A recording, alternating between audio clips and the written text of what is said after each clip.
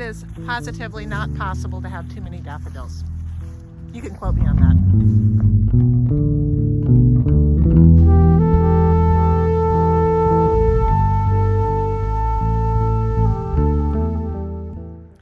As I said in one of my shorts, I love daffodils. It's my very, very, very favorite flower. And one of my goals was to create a yard in which everywhere I looked, out of every side of my house, I would see daffodils.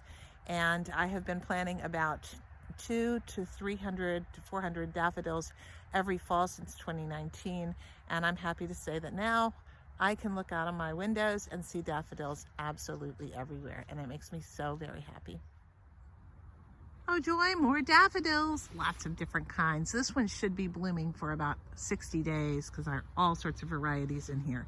And then there'll be some peonies coming up and some hibiscus and some lilies in this area in the summer. This is something I just started doing. I started this one about 2 years ago. As the seasons progress, I'll show you a little bit more about what we're doing. This area of the yard down in the corner, the far corner, my brother-in-law planted as a little memorial garden for my mother when she passed away in 2002, or 2001, I guess. And here is, when we took over the property in 2019, this whole area had become completely overgrown. As my father got more infirmed, it was very hard for him to be able to take care of this massive amount of planting and yard work. So we recovered this. It's not quite in bloom yet, but it's gorgeous, so I will show you.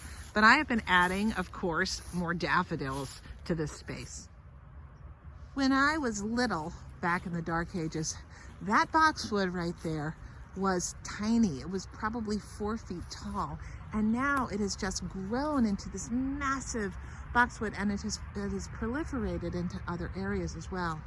I always have the fear, though, in this area we have a boxwood blight, so I'm ever so grateful to see the boxwood living, and I just hope that it continues to thrive.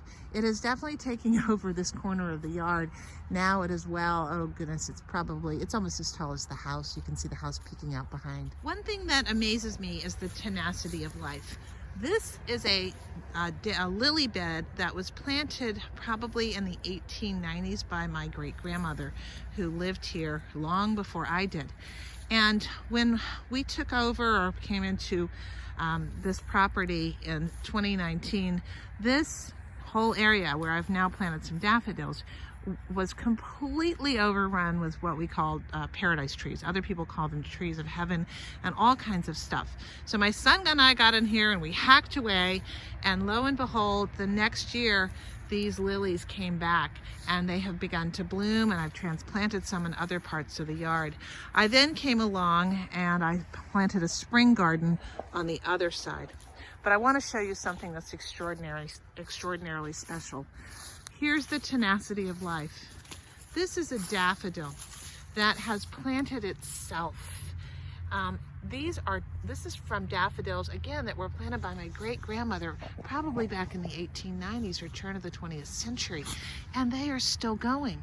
If you look over here, they are growing all in a line that she planted, but they're now starting to naturalize all over the lawn.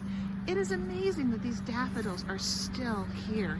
And the cool thing about this variety, I don't even know what kind of variety this is, but they smell super sweet.